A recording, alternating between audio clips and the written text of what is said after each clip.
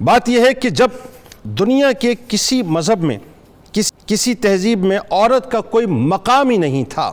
عورت کو گناہ کا سرچشمہ اور معصیت کا دروازہ اور پاپ کا مجسم سمجھا جاتا تھا، تو پھر کون سے مالی حقوق اور کہے کے مالی حقوق؟ ناظرین، یہ سوال پیدا ہوتا ہے۔ دنیا کی زیادہ تر تہذیبوں میں اس عورت کی سماجی حیثیت کچھ نہ تھی، اسے حقیر اور ذلیل نگاہوں سے دیکھا جاتا تھا، اس کے معاشی اور سیاسی حقوق نہیں تھے، وہ آزادانہ طریقے سے کوئی لین دین نہیں کر سکتی تھی، وہ باپ کی، پھر شوہر کی اور اس کے بعد اولاد نرینہ کی تابع اور محکوم تھی۔ معاشرے میں لڑکیوں کی حیثیت منقولہ جائیداد سے زیادہ نہیں تھی ناظرین، اس کی کوئی اپنی مرضی نہیں تھی اور نہ ہی اسے کسی کو یوں سمجھ لیجئے کہ کسی پر کوئی دسترس تھی یا کوئی اختیار تھا، یعنی کوئی اقتدار اس کے پاس نہیں تھا، یہاں تک کہ اسے فریاد کرنے کا بھی حق حاصل نہیں تھا۔ اس کی ایک مثال ناظرین قدیم متمدن روم میں جاری شادی کے طریقے سے ذرا سمجھ لیں، بڑی ایسی مثال ہے کہ آپ کو بات میں نہیں سمجھ آ جائے گی کہ وہاں شادی کے وقت مرد اپنے لیے لڑکیوں کو عام اشیاء کی طرح خرید کر لاتا اور اس کا طریقہ یہ تھا کہ 5 گواہوں کے ساتھ وہ ایک ترازو لے کر بیٹھ جاتا اور لڑکی کے بارے میں اعلان کرتا کہ یہ میری ملک ہے، میں نے اس کو ترازو اور سکوں کے ذریعے خریدا ہے، اور اس تقریب کے بعد لڑکی اس کی زر خرید غلام کی طرح ایک جائیداد تصور کی جاتی تھی۔ اس سے پہلے ناظرین عربوں کی نظر میں تو عورت خود مال کی حیثیت رکھتی تھی کہ جسے وراثت کے طور پر تقسیم کر دیا جاتا تھا، مننے والے کی میراث صرف طاقتور مردوں کو ملتی تھی اور نابالغ بچے اور عورتیں اس سے مکمل طور پر محروم ہو جایا کرتے تھے۔ برطانیہ میں تو ناظرین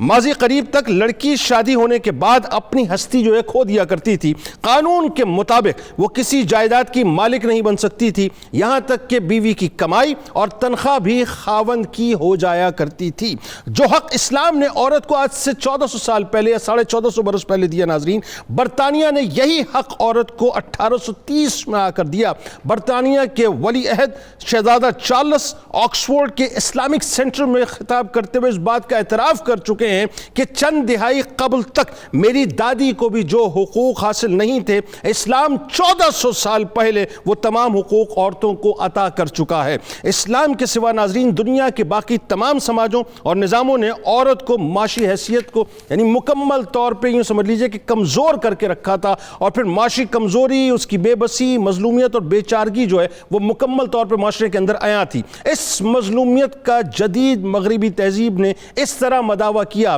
کہ عورت کو گھر سے باہر نکال کر فیکٹریوں اور اداروں میں کام پر لگا دیا، اس طرح اس کا گھر سے باہر نکل کر کمانا دوسری بے حد خرابیوں کا باعث بن گیا۔ اسلامی نظام میں ناظرین عورت منقولہ جائیداد نہیں بلکہ خود جائیداد کی مالک ہے، انہیں اپنی ملکیت اور دولت سے مفید کام سر انجام دینے، اس کو ہبہ کرنے اور وقف کرنے کا بھی حق حاصل ہے، یعنی جس معاشی تنگی کی وجہ سے وہ غلام بن کر رہتی ہے، اسلام نے اس کا مکمل طور پر خاتمہ کر دیا ہے۔ اسلام عورت کو ماں، بیٹی، بہن، بیوی، پوتی، دادی تمام حیثیتوں میں وراثت کے حقوق عطا کرتا ہے اور وہ اپنے مال کی خود مالک و مختار ہوتی ہے۔ ایک عورت کی معاشی کفالت کی تمام ذمہ داریاں ایک مرد کے کندھوں پر رکھتا ہے تاکہ وہ کسب معاش پر مجبور نہ ہو، ایون خاندان کی معاشی کفالت کا ذمہ دار بھی ایک مرد ہی کو ٹھہراتا ہے، عورت پر کسی قسم کے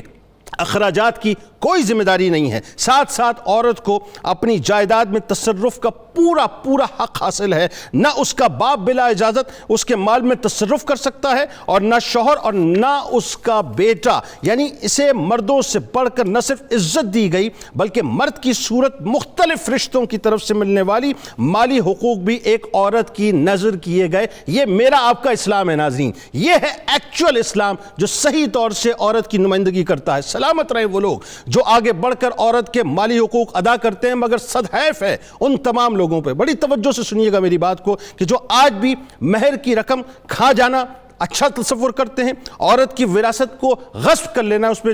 قابض ہو جانا اچھا تصور کرتے ہیں، وراثت کا حق بخشوا دینا، لڑکیوں کی شادی نہ کرنا یا کرنا تو قرآن سے شادی کر دینا تاکہ جائیداد خاندان ہی میں رہے یا ہمارے پاس رہے اور باہر نہ جائے، بہن کو زبردستی بھائیوں کے حق میں جائیداد سے دستبردار کرا لینا، یہ بہت عام سی باتیں ہیں ناظرین اس معاشرے کے اندر۔ آپ آج بھی انٹیریئر پنجاب میں چلے جائیے، انٹیریئر سندھ میں چلے جائیے، وہ جو فیوڈل لارڈز ہیں آج بھی وہی مینٹیلٹی چاہیے کہ جائیداد ہمارے پاس ہی رہنی چاہیے، باہر نہ جائے۔ قرآن سے شادی کے نام پر ناظرین لڑکی کا جو ہے وہ شادی جو ہے قرآن سے کرا دینا اور جائیداد اپنے پاس رکھ لینا، نکاح کا حق بخشوا لینا تاکہ جائیداد خاندان سے باہر نہ جائے، اس طرح لڑکی کی تمام عمر مایوسانہ زندگی گزارنے پر مجبور ہو جاتی ہے۔ یعنی جاگیردار گھرانوں میں لڑکیوں کی شادیاں ان کے چچا یا تایازاد کے ساتھ صرف اس لیے کی جاتی ہے تاکہ جائیداد یا زمین خاندان سے باہر نہ جائے، اور آخر میں وہ جہیز کے نام پر جو کچھ بھی دیا جاتا ہے یہ کہہ کر ودا کر دیا جاتا ہے کہ اب وراثت میں اس کا کوئی حصہ نہیں ہے۔